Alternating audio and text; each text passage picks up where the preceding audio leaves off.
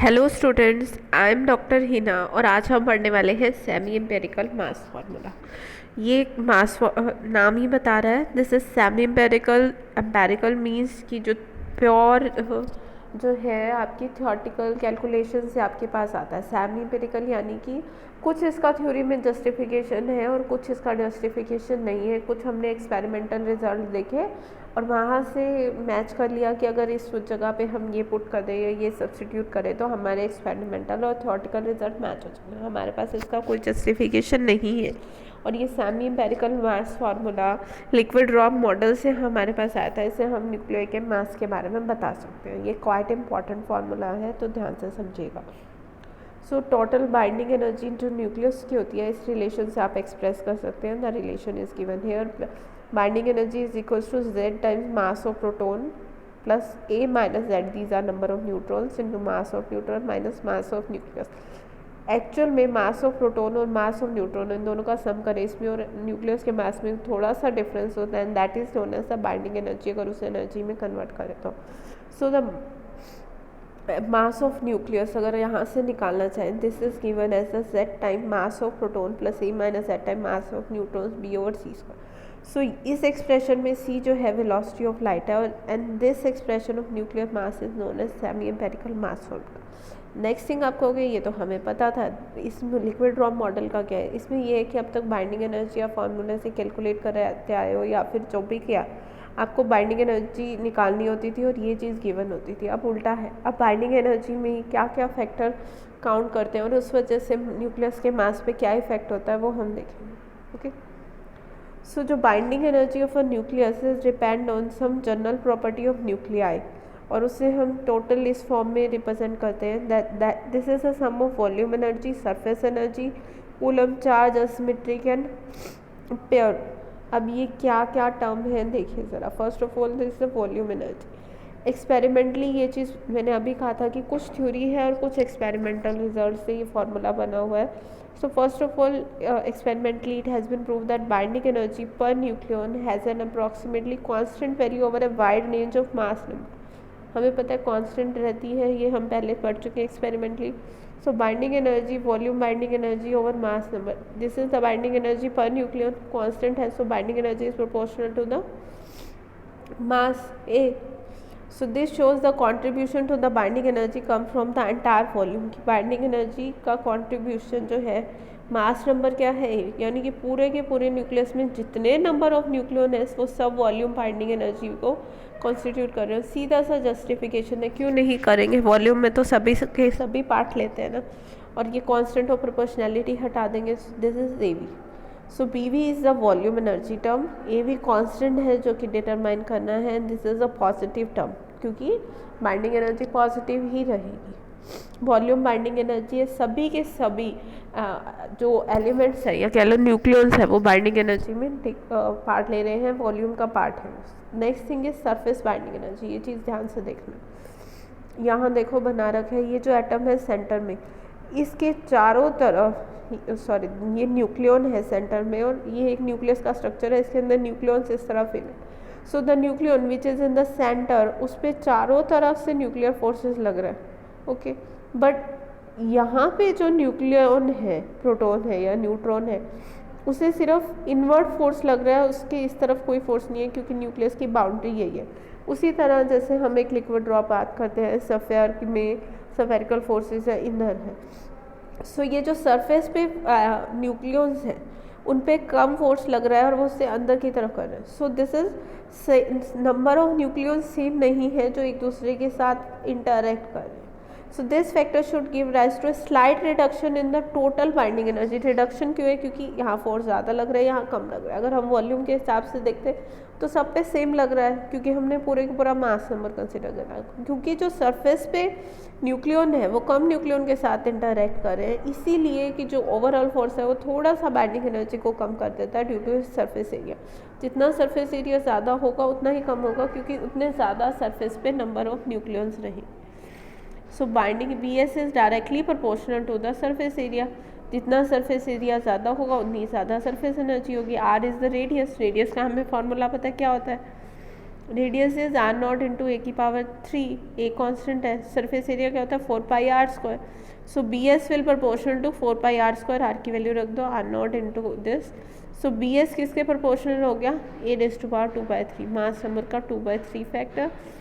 और यहाँ negative A S क्यों लिख दिया, this is an empirical constant, constant of proportionality हटाने के लिए नेगेटिव साइन इसीलिए है क्योंकि एनर्जी को हमें ओवरऑल वॉल्यूम एनर्जी में से डिडक्ट करना है, क्योंकि यहाँ नंबर ऑफ न्यूक्लियस कम है। ओके, सो इसी वजह से इनवर्ड फोर्स है तो वो मिनिमम साइज लेने की कोशिश करता है, मिनिमम पोटेंशियल एनर्जी लेने की और मैक्सिमम बाइंडिंग एनर्जी लेने की, ताकि ये सरफेस फोर्स उतना कम हो। और सबसे कम सरफेस एरिया किसका होता है 3D में, सफ़ेयर का, इसीलिए न्यूक्लियस की शेप सफेरिकल होती है। Next thing is coulomb energy. अब न्यूक्लियस के अंदर जो न्यूक्लियस है वो क्या है, प्रोटॉन है और न्यूट्रॉन है, यही होते हैं न्यूक्लियस के अंदर। तो जो अगर प्रोटॉन देखें, दोनों पॉजिटिव चार्ज हैं तो वो कुछ ना कुछ रिपेल करेंगे, और न्यूक्लियर फोर्स क्या करते हैं कि वो स्ट्रॉन्ग एट्रैक्टिव फोर्स है वो उसको बाइंड करके रखते हैं न्यूक्लियस के अंदर। बट कूलम फोर्स भी तो वहाँ प्रेजेंट है और वो ओवरऑल उनको एक जगह रहने में रिस्ट्रिक्ट करता है, दैट मीन्स वो बाइंडिंग एनर्जी कम करने की कोशिश करता है। So potential due to a pair of proton separated by distance r, और उन पे चार्ज कितना होता है +c, is given as v is equals to 1/4πε0 q1 q2 +e है, so e²/r। Since in the nucleon there are z into z-1 pairs of proton. अब ये किस तरह है, देखो अब मान लो कि z 6 है तो हमारे पास कितने नंबर ऑफ पेयर्स होंगे जो आपस में इंटरेक्ट होंगे, 6c2। कॉम्बिनेशन इसलिए करना है क्योंकि अगर एक दूसरे से इंटरेक्ट कर रहा है और दूसरा पहले से इंटरेक्ट कर रहा है तो कोई डिफरेंस नहीं है, दे आर आइडेंटिकल पार्टिकल, आप अलग अलग नहीं कर सकते काउंट, इसीलिए कॉम्बिनेशन लिया, परमुटेशन नहीं लिया। सो अगर आप nc2 निकालें, nc2 is simply n into n-1/2 या फिर zc2। Okay, so these are the number of pairs of protons. So Coulomb binding energy is potential energy due to one pair which is -1/4πε0 e²/r into number of pairs कितना z into z-1/2. So this is Coulomb binding energy you have. BC is finally equals to z minus z into z-1 e²/4πε0 r into 1/r average. r average इसीलिए लिया कि हो सकता है दो proton से every two protons may not be of the same distance. Negative sign इसीलिए आ रहा है क्योंकि ओवरऑल एनर्जी को कम करने की कोशिश कर रहा है, रिपल्सिव फोर्सेस है आपके पास।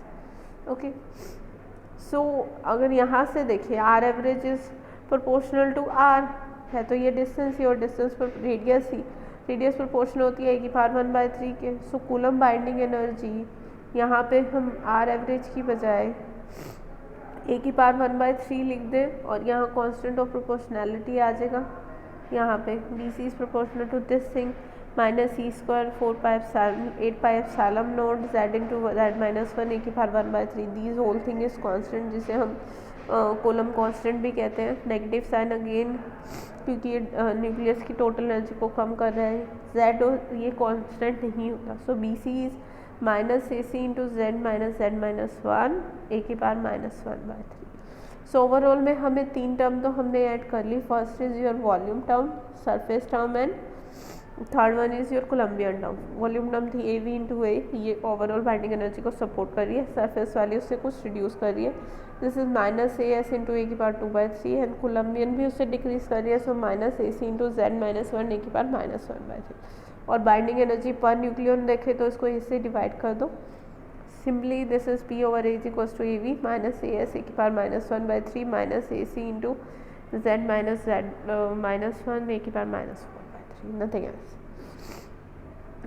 सो अगर यहाँ एक्सप्रेशन देखो वॉल्यूम एनर्जी पर न्यूक्लियन, ये थोड़ा सा इसमें टिल्टेड हो गया है, this is a straight line. So ये स्ट्रेट लाइन होती है, यहाँ पे फिक्स रहती है इसकी value, let me draw it, this is a straight line, इसकी वैल्यू यहाँ फिक्स है।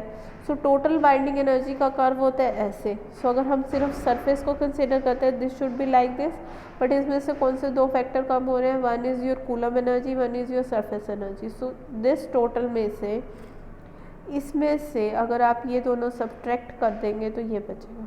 अब ये ग्राफ ये क्यों इंक्रीज़ कर रहा है, ये क्यों डिक्रीज़ कर रहा है, ये कहाँ से आ रहा है, बाइंडिंग एनर्जी पर न्यूक्लियन, यहाँ से देखो किस पे डिपेंड कर रहा है, e⁻⁻⁻�3, e⁻⁻⁴/3। जैसे इंक्रीज हो रहे हैं तो ये इनका बिहेवियर है इस तरह से। Okay, so this is total binding energy, इस वजह से ऐसी आती है।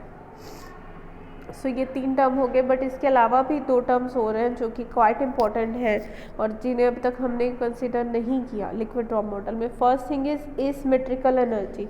अभी तक जो मोस्ट अबंडेंट आइसोटोप है लाइट न्यूक्लियाई के, उसमें हम कहते हैं कि number of protons are should be equals to the number of neutrons, वो स्टेबल होते हैं, जो स्टेबिलिटी लाइन होती है। और जो इससे डेविएट कर जाते हैं स्टेबिलिटी लाइन में n is equals to Z होता है, और जैसे जैसे हम हाई मास नंबर की तरफ जाते हैं तो वो नंबर ऑफ न्यूट्रॉन्स ज़्यादा होने चाहिए। सो जो एक्सेस न्यूट्रॉन्स है, सो वो असिमेट्री होगी। सिमेट्री तभी होती है ना जब दोनों बराबर है। So asymmetry is proportional to n-z, कितने नंबर ऑफ न्यूट्रॉन्स प्रोटॉन से ज़्यादा है। So this decreases the stability. So binding energy of asymmetrical nuclei या फिर due to asymmetry is proportional to n-z² divided by a, ये asymmetrical constant है। This is known as the asymmetrical energy and negative, क्योंकि ये overall binding energy को reduce कर रही है, उसमें कोई भी फैक्टर ज़्यादा है, प्रोटॉन या फिर neutrons. Okay, next thing is your pairing energy या फिर ओड इवन इफेक्ट। ये चीज़ मैंने आपको न्यूक्लियर मॉडल की स्टार्टिंग में बताई थी। आपको भी पता है कि जो न्यूक्लियाई है जिनमें जिनका मास नंबर इवन है, या फिर कह लो कि जिनमें नंबर ऑफ प्रोटॉन और number of neutron they both are even. So अगर वो इवन है तो वो सबसे ज़्यादा स्टेबल होते हैं। उससे कम स्टेबल होते हैं जिनमें एक इवन हो और एक ओड हो, लाइक दीज। और सबसे कम होते हैं जो ओड न्यूक्लियाई होते हैं। सो ऐसा क्यों है, और ये फैक्टर हमें सैमी एम्पिरिकल मास फार्मूला में कंसिडर करना होगा। सो इसके लिए उन्होंने सिंपली एक टर्म ऐड कर दी BP। ये वैल्यू इसकी पॉजिटिव होगी अगर they both are, number of proton और न्यूट्रॉन पॉजिटिव है, इसे रिप्रेजेंट करते हैं A delta, A divided by A⁻³ A delta जो है आपका पेयरिंग कांस्टेंट है, A मास नंबर है, इस पे डिपेंड करता है। This will be positive term. Even नोड होगा तो ये कोई कंट्रीब्यूट नहीं करेगा, but if it is odd then it's value is simply -A delta into A⁻³ so the final expression for binding energy, अब वॉल्यूम टर्म भी होगी, सरफेस भी होगी, कोलम्बियन भी होगी, एसिमेट्रिक भी और पेयर भी। So total binding energy is AVA -AS A⁻²/3। This is for Columbian term. ये एसिमेट्री की वजह से, और ये टर्म किस वजह से आई थी, पेयरिंग की वजह से। सो ओवरऑल इक्वेशन ये है। एक्सपेरिमेंटल जब कैलकुलेट की गई इन सब की वैल्यू, सो AV ये सब कांस्टेंट की वैल्यू आपके सामने दी हुई है। This is experimental calculation. Okay, but अभी तक ये सिंगल सेट ऑफ वैल्यूज़ नहीं है बाइंडिंग एनर्जी के लिए। तो ये अभी तक सेमी एम्पिरिकल मास फार्मूला, ये 200 जो हमारे वेल नोन न्यूक्लियाई है उनको कम्प्लीटली एक्सप्लेन कर चुका है। तो लिक्विड ड्रॉप मॉडल की क्या सक्सेसफुल थे या क्यों ये सक्सेसफुल रहा। So what are its achievement. So first of all ये न्यूक्लियर डेंसिटी की कांस्टेंट वैल्यू की क्यों वो कांस्टेंट रहती है, ये इस चीज़ को एक्सप्लेन कर चुका था, और जब कैलकुलेशन की तो वो सही निकली। सेकंड, ये न्यूक्लियर फिजन को एक्सप्लेन कर रहा था कि क्यों न्यूक्लियर फिजन पॉसिबल है, क्यों जो न्यूक्लियाई ज़्यादा स्टेबल हैवी होते हैं वो स्टेबल नहीं होते या फिर न्यूक्लियर फिजन के प्रोन होते हैं। Third is disintegration of nucleus. हमें पता है कि कुछ न्यूक्लियाई अनस्टेबल होते हैं और वो ब्रेकअप कर जाते हैं। So nuclear instability can be easily explained on the basis of liquid drop model. According to liquid drop model, nuclei जो है वो कांस्टेंट स्टेट ऑफ मोशन में होते हैं और एक दूसरे के साथ कोलाइड करते हैं, और इन्हें पर्टिकुलर वॉलेंट कोलिजन इतनी एनर्जी मिल सकती है कि कोई ना कोई न्यूक्लियन या ग्रुप ऑफ न्यूक्लियस से बाहर आ जाते हैं। Third thing is explanation of spherical shape. भी इसने बहुत इजीली बता दिया था कि न्यूक्लियस की शेप सफेरिकल क्यों होती है, और रेडियस का ये रिलेशन भी दिया था। So on the same lines हम एज्यूम करते हैं कि liquid drop model spherical shape है। ये चीज़ मैंने आपको पहले भी बताई है। क्यों सफेरिकल है, क्योंकि जिस तरह उसमें जो फोर्सेस हैं कोहेसिव फोर्सेस वो अंदर की तरफ लग रहे हैं, इस साइड लग रहे हैं, जिस वजह से वो मिनिमम एनर्जी लेना चाह रहा है, और मिनिमम एनर्जी आपको कहाँ मिलती है, सफेरिकल शेप में। Same is the case of the short range attractive nuclear forces.